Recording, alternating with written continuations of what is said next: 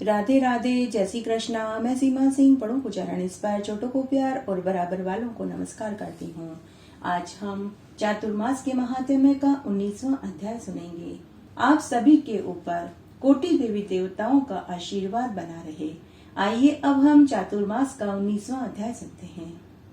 1000 अश्वमेघ और 100 राजसूय यज्ञ करने से जो फल प्राप्त होता है, वही फल चातुर्मास में स्नान करने, जप तप करने और दान करने से ही मिल जाता है। 88,000 ब्राह्मणों को तीर्थों में ले जाकर स्नान कराने, भोजन कराने से जो पुण्य फल की प्राप्ति होती है, वही फल चातुर्मास में ब्रह्मचर्य का पालन करने, जमीन पर सोने, यज्ञ हवन करने से ही मिल जाता है।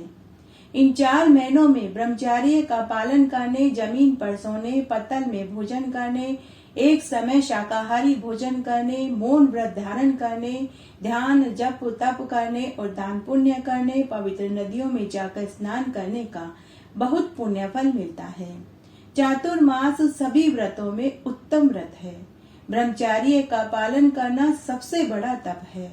प्रत्येक मनुष्य चाहता है कि उसे उसकी मन पसंद वस्तु मिले। अगर मनुष्य पूरी श्रद्धा भाव से चातुर्मास में अपनी किसी प्रिय वस्तु या प्रिय आदत का त्याग करता है, तो उसे उसकी त्यागी हुई वस्तु अगले जन्म में अक्षर रूप में प्राप्त होती है। चातुर्मास में मिठाई का त्याग करने से उसके संबंध अपनों से मधुर बन जाते हैं। पान सुपारी का त्याग करने से उसे भोग विलासिता का सुख प्राप्त होता है। दूध दही मक्खन का त्याग करने से उसे मरने के बाद गोलोक की प्राप्ति होती है। नमक का त्याग करने से वह परोपकारी होकर सभी सिद्धियों को प्राप्त कर लेता है। चातुर्मास में काले नीले वस्त्रों का त्याग करने से उस मनुष्य का कभी अमंगल नहीं होता। जो मनुष्य पूरे चातुर्मास में भूमि पर शयन करने का नियम लेता है, उसे इस संसार के समस्त सुख और मरने के बाद परलोक में विष्णु भगवान के लोक में आनंद सुख की प्राप्ति होती है। चातुर्मास में जो मनुष्य दूध का सेवन करके रहता है, उसे कुआं, तालाब, बावड़ी खुदवाने जितना फल मिल जाता है। चातुर्मास में जो व्यक्ति शहद का त्याग करता है, वह सभी सुखों का अधिकारी बन जाता है। चातुर्मास में मांस, मदिरा, अंडा, कांदा, लहसुन, मसूर की दाल, नींबू, मिर्च, चने की दाल का जो त्याग करता है, उसके पुण्य का वर्णन तो 4 मुख वाले ब्रह्मा जी भी अपने मुख से कहने में असमर्थ हैं। चातुर्मास में हरी साग सब्जियों का त्याग करना चाहिए। झूठ, चोरी, परनिंदा से बचना चाहिए। जो व्यक्ति चातुर्मास में परनिंदा को सुनता है, तो उसे भी पाप का भागी बनना पड़ता है। परनिंदा महापापम, परनिंदा महाभयम, परनिंदा महद दुखम, न तस्य पातकम परम। अर्थात पर निंदा महापाप है, महाभय है, महान दुख है। पर निंदा से बढ़कर दूसरा और कोई पातक नहीं। चातुर्मास में तांबे के पात्र में भोजन नहीं करना चाहिए। चातुर्मास में केवल पलाश, मदार पत्र, वटवृक्ष के पत्तल में भोजन करने से उत्तम फल की प्राप्ति होती है। उसे चांद्रायन व्रत करने जितना फल मिल जाता है। जो व्यक्ति चातुर्मास में एक समय भोजन करके रहता है, उसे अग्निष्टोम व्रत करने जितना फल मिल जाता है।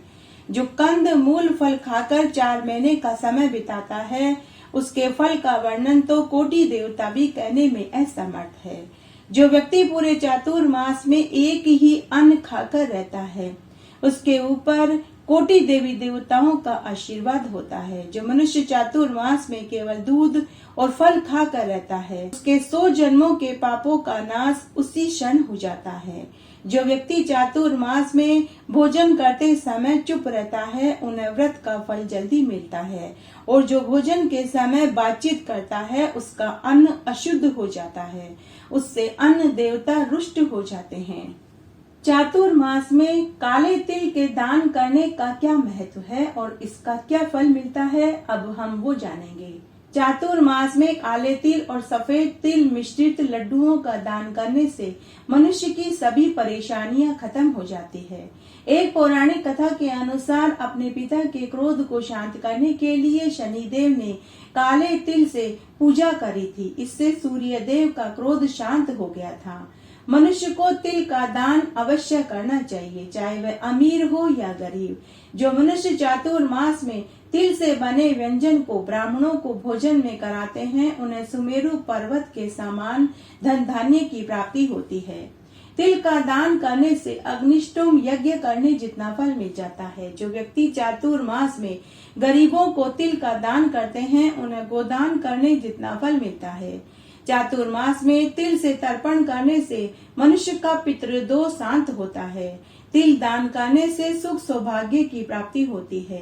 तिल का दान करने से मनुष्य को अगले कई जन्मों तक दुख नहीं उठाना पड़ता। चातुर्मास में तिल दान करने से दुर्भाग्य व दरिद्रता दोनों का नाश हो जाता है। तिल सभी धान्यों में पवित्र धान्य है। तिल से स्नान करने, तिल का उपटन करने, तिल से हवन करने, तिल का तर्पण करने, तिल का भोजन करने, तिल का दान सबसे श्रेष्ठ है। जो मनुष्य चातुर्मास में तिल का दान करते हैं, उनकी सभी गलतियां, सभी पाप कर्म भगवान विष्णु माफ कर देते हैं।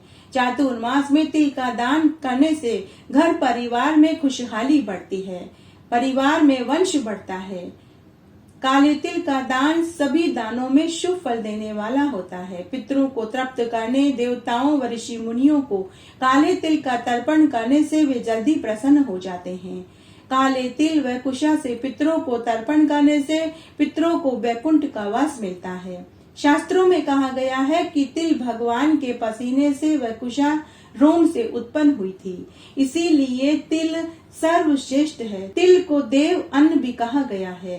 तिल बिना श्राद्ध कर्म अधूरा बताया जाता है।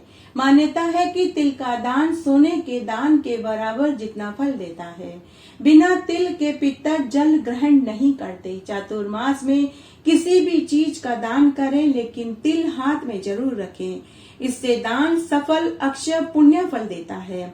श्राद्ध में पितरों के निमित्त जल में काले तिल डालकर तर्पण करने के पीछे यह मान्यता है कि काले तिल को देवताओं का धान्य कहा गया है और जल को मुक्ति का साधन बताया है। शास्त्रों में मान्यता है कि काले तिल की एक मुट्ठी दान करने से 100 किलो सोना दान करने जितना फल देता है। इसीलिए जल के साथ काले तिल से पितरों को तर्पण करने से पितरों की आत्मा को तृप्ति प्राप्त होती है। शास्त्रों में यहाँ तक कहा गया है कि अगर कुंडली में पितृदोष है तो अमावस्या के दिन पितरों को काले तिल से तर्पण देने से पितृदोष दूर हो जाता है।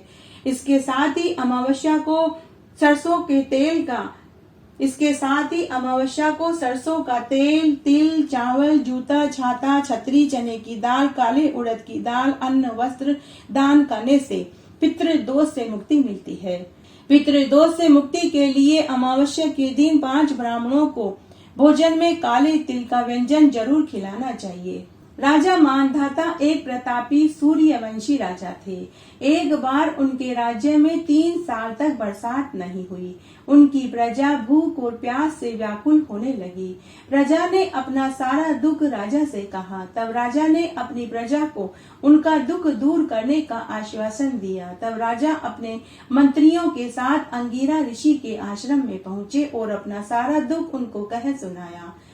तब अंगिरा ऋषि ने कहा कि हे राजन, ब्राह्मणों को ही तपस्या करने और वेद पढ़ने का अधिकार है, लेकिन तुम्हारे राज्य में एक शूद्र तपस्या कर रहा है, इसलिए इंद्रदेव बारिश नहीं बरसा रहे, इसलिए तुम उस शूद्र की हत्या कर दो। तब राजा ने कहा कि हे ऋषिवर, मैं एक निरपराध की हत्या नहीं कर सकता, इसके लिए आप कोई दूसरा उपाय बताइए। तब अंगिरा ऋषि ने चातुर्मास का स्नान और व्रत करने की सलाह दी। तब राजा ने अपने मंत्रियों व पूरी प्रजा के साथ चातुर्मास का स्नान और व्रत किया, जिससे उनके राज्य में बहुत अच्छी बरसात हुई और बाद में वे सभी सुखी हो गए और इस जीवन का सुख भोग कर मरने के बाद वैकुंठ को प्राप्त हुए।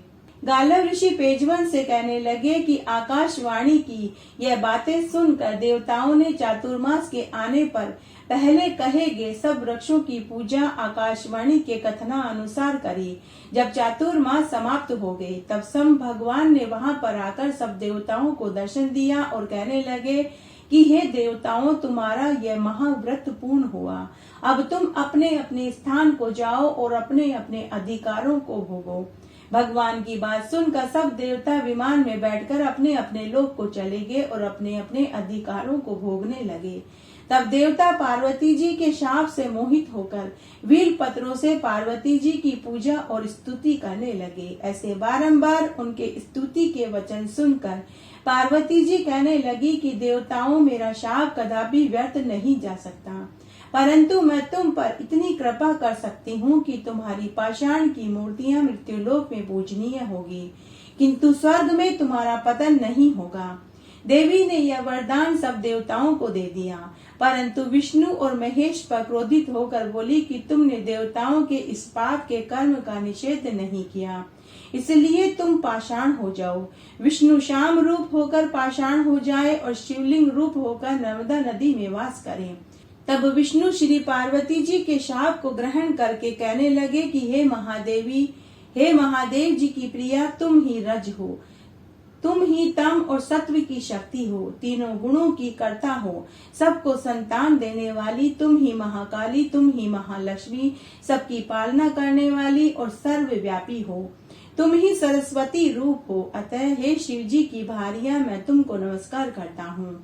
ऐसे विष्णु भगवान की स्तुति के वचन सुनकर श्री पार्वती जी कहने लगी कि हे भगवान, मेरे वचन तो अन्यथा नहीं हो सकते, किंतु तुम्हारी पत्थर की मूर्ति के बड़े बड़े योगीश्वर भी पूजा करके मुक्ति को प्राप्त हो जाएंगे। चातुर्मास में विशेषकर तुम्हारी मूर्ति के पूजन से मनुष्य परम पद को प्राप्त हो जाएंगे। बड़े पुण्य फल देने वाली जो गंडकी नदी है, उसी में तुम्हारा वास होगा। 24 प्रकार के भेदों से तुम्हारी पूजा होगी। शालिग्राम के नाम से सारे जगत में प्रसिद्ध हो जाओगे। सब सामर्थ्यों से युक्त सर्वशक्तिमान तथा सदैव अपने भक्तों की रक्षा करने वाले तुम हो जाओगे। तुलसी तुम्हारी अधिक प्रिय होगी। जो तुलसी दल और मंजरी से तुम्हारी पूजा करेगा, वह सब प्रकार की सिद्धियों को प्राप्त होकर भगवान के परम पद को प्राप्त होगा, इसमें कोई संदेह नहीं है। गालव ऋषि कहने लगे कि हे पेजवन, भगवान के पत्थर की मूर्ति बनने की यह कथा मैंने तुमसे कही, अब और तुम्हारी क्या सुनने की इच्छा है। जो मनुष्य चातुर्मास में मंदिरों में बेलबूटे मांडने स्वास्तिक बनाता है, उसे 7 जन्म तक ब्राह्मण की योनि में जन्म मिलता है। चातुर्मास में भगवान विष्णु व शिवलिंग को पंचामृत से दूध, दही, घी, शहद, मिश्री से जो स्नान कराते हैं, वे मरने के बाद स्वर्ग में इंद्र के समान आनंद सुख भोगते हैं। चातुर्मास में विष्णु भगवान को रोज जो भोग के साथ तुलसी दल अर्पित करते हैं और अंत में स्वर्ण की तुलसी योग्य पंडित को दान में देते हैं, वे स्वर्ण के सिंहासन पर बैठकर विष्णु लोक में आनंद सुख भोगते हैं। पंच देवता यानी विष्णु, शंकर, दुर्गा, गणेश व हनुमान जी की जो चातुर्मास में पूजा करते हैं, वे कुबेर के समान धनवान, पुत्रवान, यशस्वी, तेजस्वी, चक्रवर्ती राजा बनते हैं। चातुर्मास में अश्वत्थ वृक्ष और विष्णु भगवान की पूरे 4 मास तक जो पूजा करते हैं, उन्हें मरने के बाद विष्णु लोक की प्राप्ति सुलभ हो जाती है, इसमें कोई संदेह नहीं है। जो व्यक्ति संध्या के समय मंदिरों, पवित्र नदियों, देव वृक्षों और ब्राह्मण के घर के चबूतरे पर सरसों के तेल का दीपक जलाते हैं, वे अश्वमेध यज्ञ करने जितना फल को पा लेते हैं। चातुर्मास में भगवान के चरणामृत का जो पान करते हैं, सिर पर धारण करते हैं, वे आवागमन के चक्र से छूट जाते हैं। उन्हें मरते समय की पीड़ा नहीं उठानी पड़ती। उनके लिए यम मार्ग का रास्ता सुगम हो जाता है। उनके ऊपर यमराज की दृष्टि नहीं पड़ती। मरने पर उन्हें यमदूत नहीं बल्कि विष्णु दूत दिखाई देते हैं। जो मनुष्य नित्य चातुर्मास में विष्णु स्तुति करते हैं, गीता के पाठ को पढ़ते हैं, विष्णु सहस्त्र नाम का जाप करते हैं, विष्णु मंदिर में गायत्री मंत्रों का 108 बार जाप करते हैं, 108 प्रदक्षिणा करते हैं, वे कभी पाप में लिप्त नहीं रहते। जो व्यक्ति चातुर्मास में पंडितों, योग्य ब्राह्मणों व गरीबों को अन्न, वस्त्र, रुपया का दान करते हैं, वे अगले जन्म में वे कीर्तिवान, यशस्वी, तेजस्वी, चक्रवर्ती राजा बनते हैं। उन्हें धन, वैभव, सुख, संपत्ति, दीर्घायु, संतान सुख की प्राप्ति होती है। जो मनुष्य चातुर्मास में भगवान विष्णु की स्वर्ण की प्रतिमा योग्य पंडित को दान करते हैं, उन्हें राजसूय यज्ञ करने जितना फल मिल जाता है। अगर कोई व्यक्ति पूरे चातुर्मास में सूर्य नारायण भगवान को अर्घ्य देने का नियम लेते हैं, तो समाप्ति पर उन्हें लाल रंग की गाय एक ब्राह्मण को दान में देना चाहिए। जो ऐसा करते हैं वे अपनी पूरी आयु पर्यंत तक निरोगी, स्वस्थ, दह कंचन जैसी काया वाले होते हैं और वे कीर्तिवान, धनवान, बलवान बनते हैं। इस तरह आज हमने चातुर्मास के महात्म्य का 19वां अध्याय सुना। आशा करती हूँ यह आपको जरूर पसंद आएगा। मेरे साथ बने रहने के लिए आपका धन्यवाद। आगे आने वाली कथा कहानियों के लिए भी आप इसी तरह मेरे साथ बने रहें। धन्यवाद।